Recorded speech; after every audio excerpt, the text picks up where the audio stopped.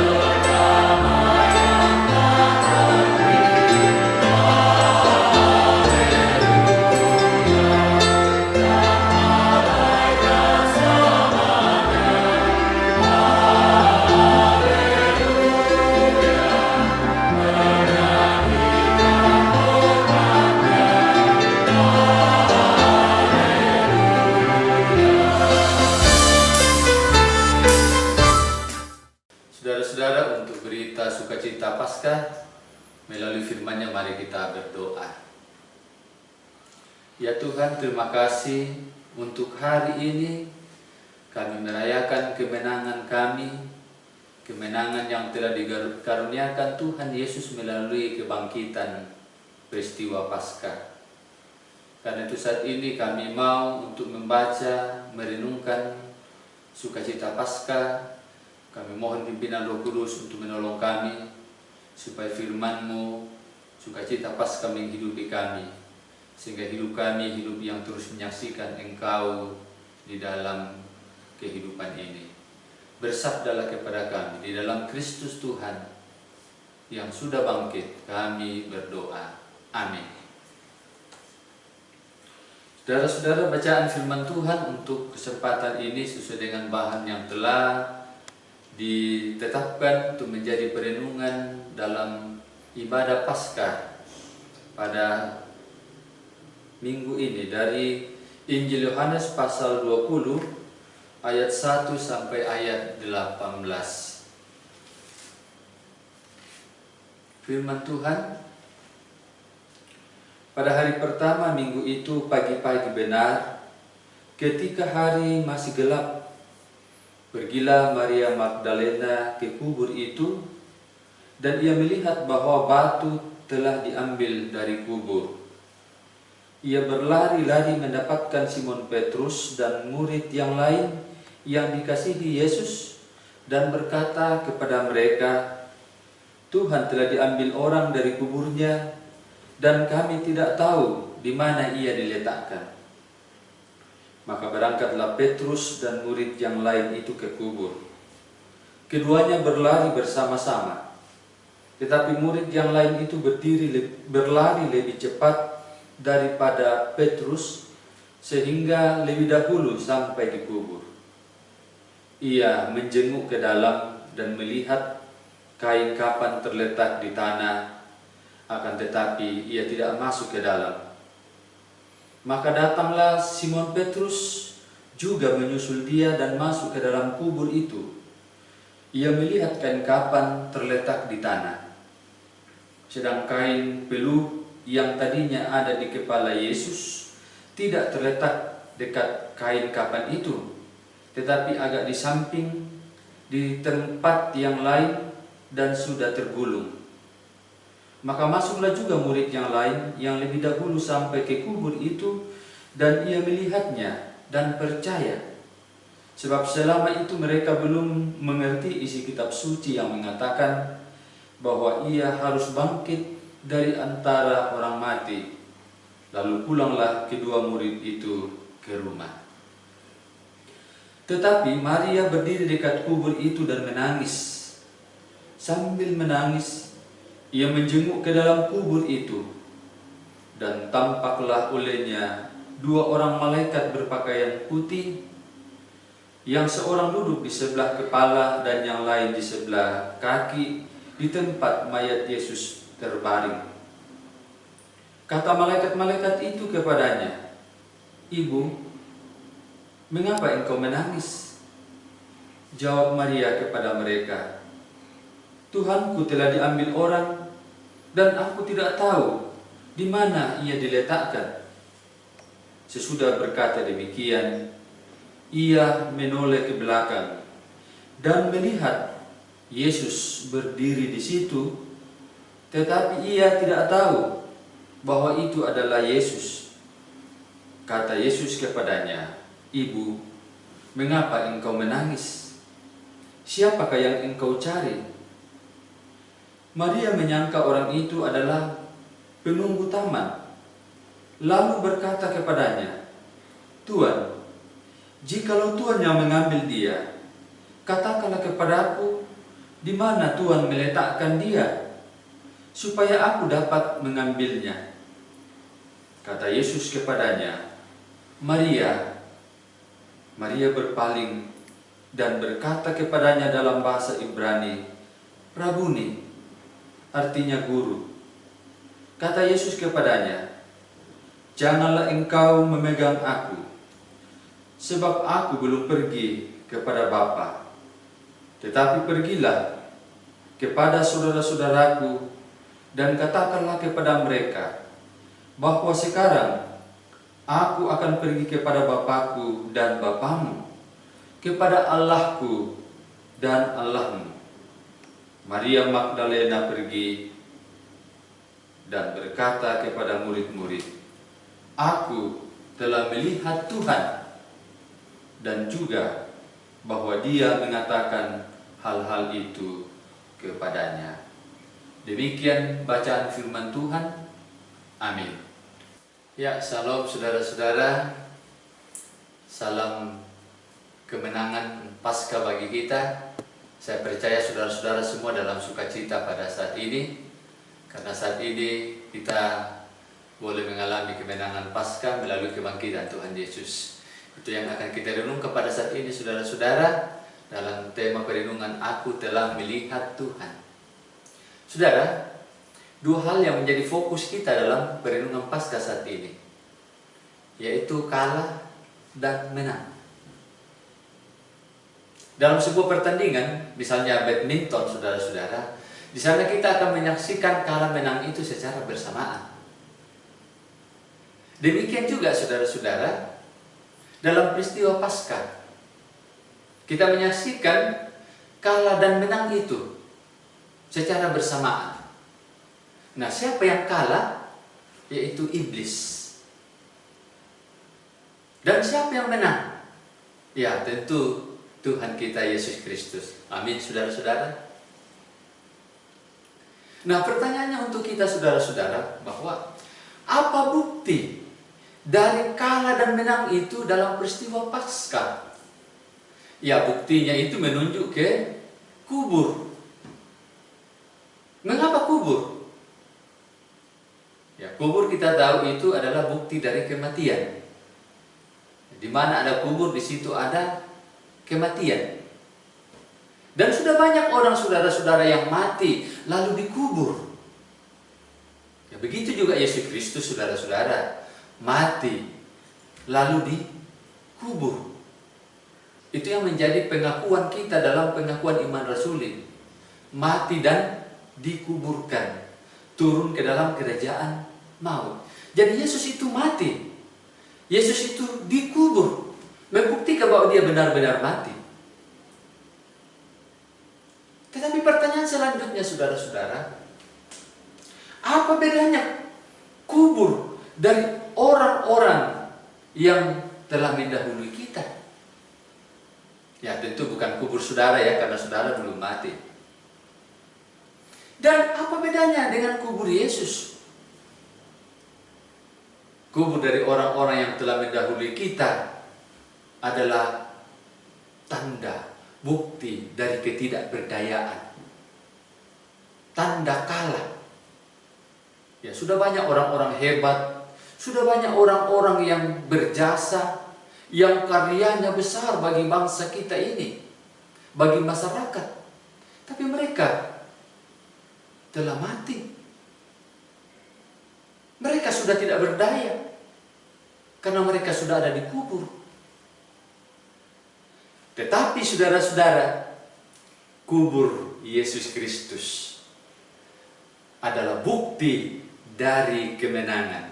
Katakan bukti kemenangan. Amin, saudara. Artinya bahwa kuasa maut, kematian tidak berdaya.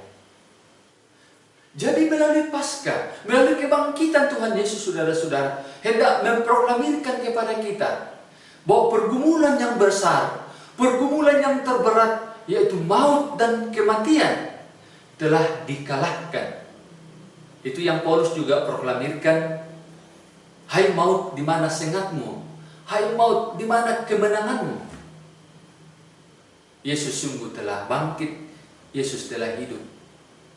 Demikian juga kita, saudara-saudara, orang yang menghidupi Paskah ini, kebangkitan Yesus, maka mata rohani kita pasti melihat Yesus yang sudah bangkit, yang menjumpai kita. Bukan Yesus yang masih tergantung di atas kayu salib, bukan Yesus yang masih dikubur. Ini masalahnya bagi murid-murid saudara-saudara. Mereka tercerai-berai karena yang ada dalam pikiran mereka, yang menguasai mereka adalah Yesus yang masih digantung di salib, Yesus yang masih dikubur. Karena itu mereka putus asa, tidak berpengharapan. Lalu ada sebagian di antara mereka yang melakukan aktivitas rutinitas mereka sebelumnya. Sebagian mereka bersembunyi. Tetapi saya mau katakan kepada kita, saudara-saudara, bahwa Yesus yang bangkit ini, Yesus yang kemudian menerobos masuk dalam seluruh bentuk kehidupan kita, saudara-saudara. Amin. Karena Yesus sudah menerobos masuk dalam seluruh kehidupan kita, maka kehadiran Yesus tidak dibatasi lagi, saudara-saudara. Karena itu jangan membatasi kehadiran Tuhan hanya dalam wilayah domestik. Ya, kadang ada orang mengatakan, kita mau menjumpai Tuhan, saya mau bertemu dengan Tuhan. Di mana? Dalam ibadah, dalam tembok-tembok gereja, dalam doa. Sehingga saudara-saudara, ketika di luar wilayah itu, kita menganggap bahwa Tuhan tidak hadir, sehingga kita bebas melakukan apa saja. Tapi yang pasti, saudara-saudara, Yesus hadir di mana saja. Inilah sifat kebangkitan, saudara-saudara. Amin. Ia hadir di sini, Ia hadir di rumah saudara, Ia hadir di kantor, Ia hadir di pasar, bahkan dalam segala momen, saudara-saudara, baik siang maupun malam, baik terang maupun gelap, bahkan di tempat-tempat yang dianggap oleh orang, dipercaya orang, dikuasai oleh roh-roh jahat, dikuasai oleh setan. Di kubur-kubur Yesus hadir. di tempat-tempat keramat, di tempat-tempat seram.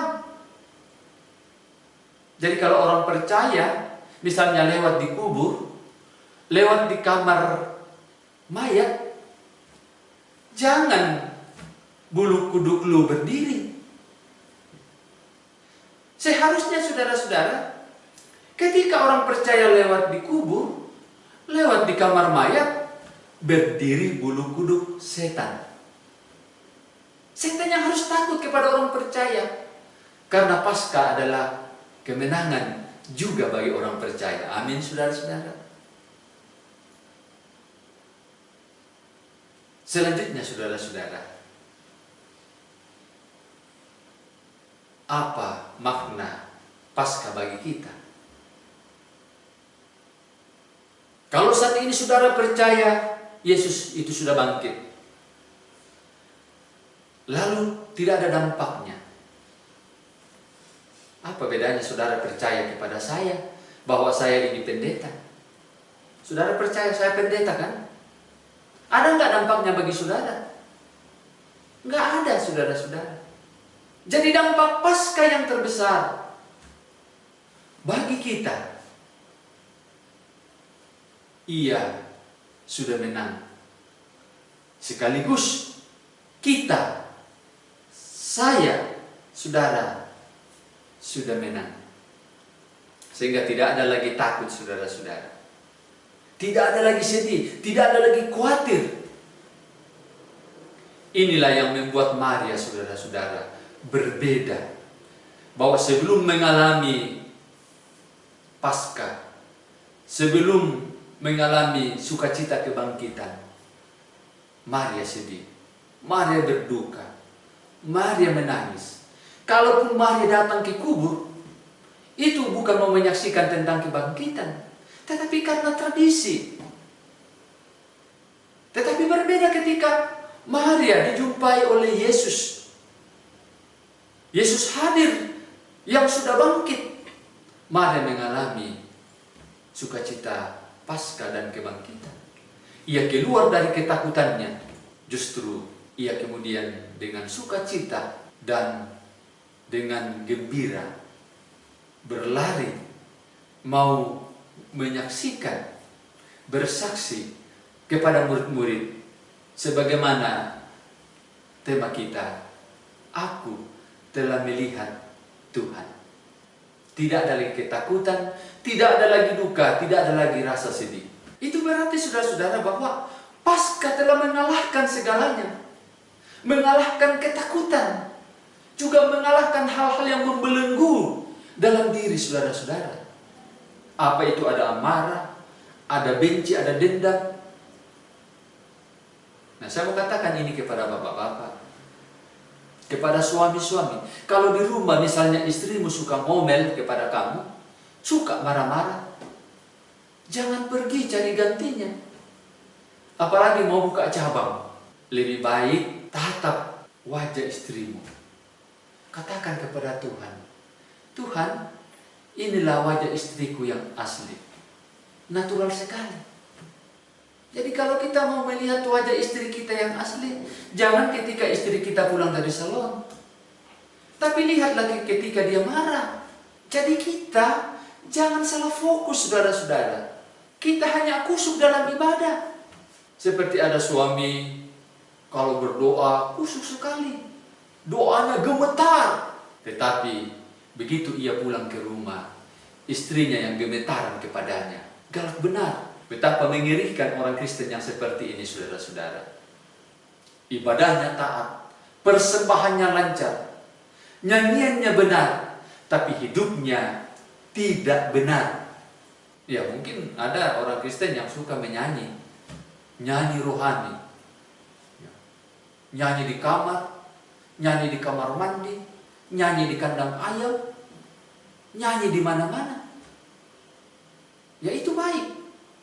Tapi saya mau ingatkan kepada kita, kalau saudara menyanyi rohani, jangan menyanyi tentang Tuhan, tetapi menyanyilah kepada Tuhan. Loh, apa bedanya itu, Pak Pendeta? Ya, beda. Saya bisa menyanyi tentang Ibu tiri. Ibu tiri hanya cinta. Tetapi saya tidak bisa menyanyi kepada ibu tiri. Karena sampai kapanpun saya tidak akan pernah punya ibu tiri, saudara-saudara. Begitu juga saudara-saudara kita kepada Tuhan. Jangan kita hanya berbicara tentang Tuhan. Jangan kita hanya belajar tentang Tuhan. Tetapi berbicaralah kepada Tuhan. Belajarlah kepada Tuhan.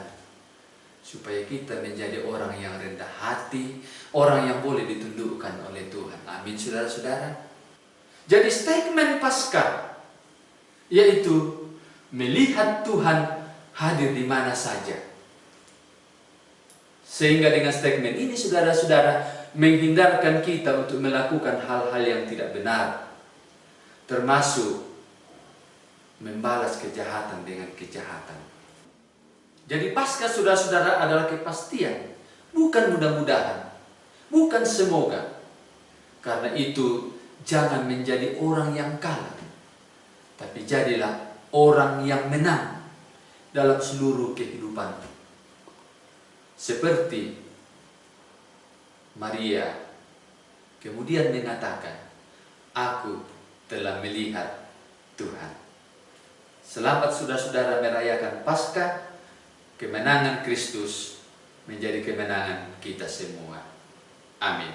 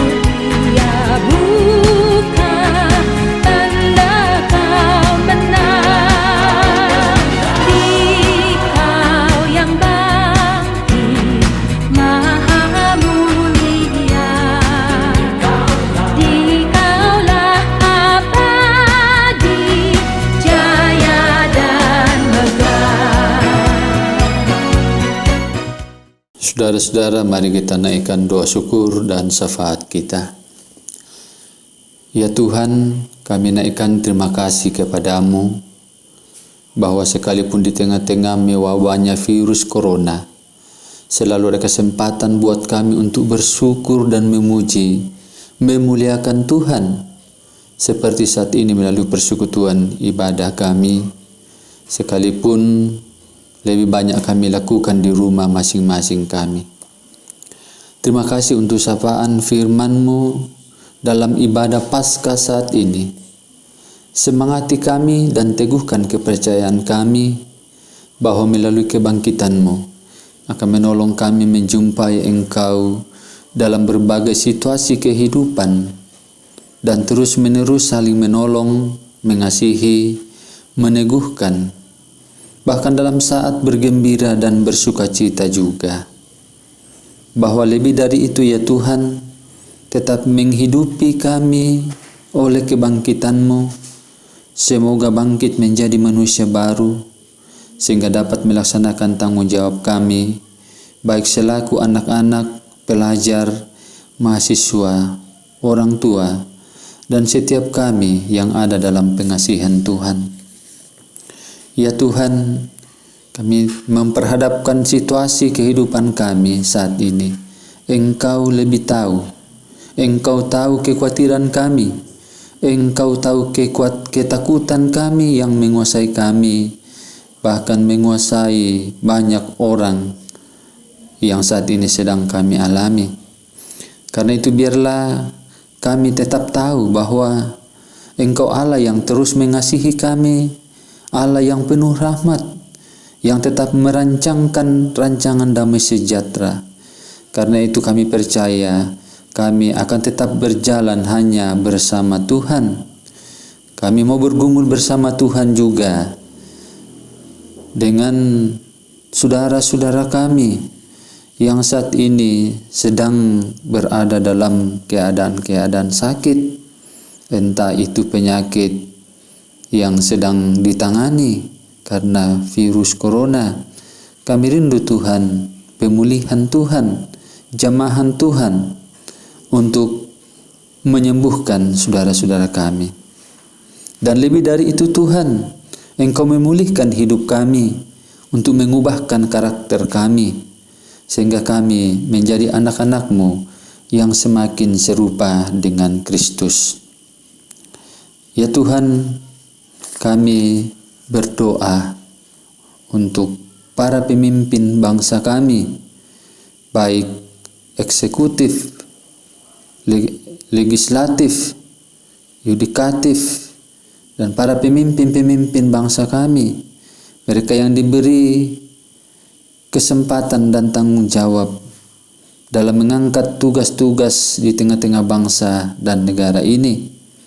Berikan mereka hikmat dan kebijaksanaan.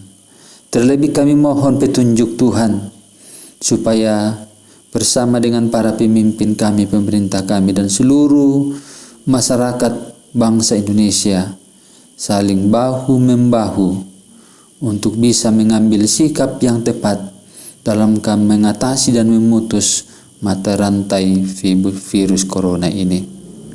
Kami tetap berdoa Tuhan untuk mereka yang saat ini memberi diri mereka dalam penanganan virus corona. Ada saudara-saudara kami, tenaga medis, dokter, perawat, mereka mengorbankan waktu mereka, bahkan keluarga mereka. Kami percaya Tuhan Engkau akan menjaga mereka. Tuhan berikan ketabahan kepada mereka, peliharakan kesehatan mereka, dan juga bersama-sama dengan keluarga mereka agar tetap baik dan sehat. Ya Tuhan, jadilah gembala kami yang tetap menjadi gembala kami siang dan malam, supaya kami tetap menikmati kasih dan kehendak-Mu. Terima kasih Tuhan, inilah doa kami, ampunilah dosa kami. Kami berdoa di dalam Kristus yang mengajar kami berdoa menurut doa Bapa kami. Bapa kami yang di surga, dikuduskanlah nama-Mu, datanglah kerajaan-Mu, jadilah kehendak-Mu di bumi seperti di surga. Berikanlah kami pada hari ini makanan kami yang secukupnya, dan ampunilah kami akan kesalahan kami, seperti kami juga mengampuni orang bersalah kepada kami. Dan janganlah membawa kami dalam pencobaan, tapi lepaskanlah kami daripada yang jahat, karena Engkau yang mempunyai kerajaan dan kuasa dan kemuliaan sampai selama-lamanya. Amin.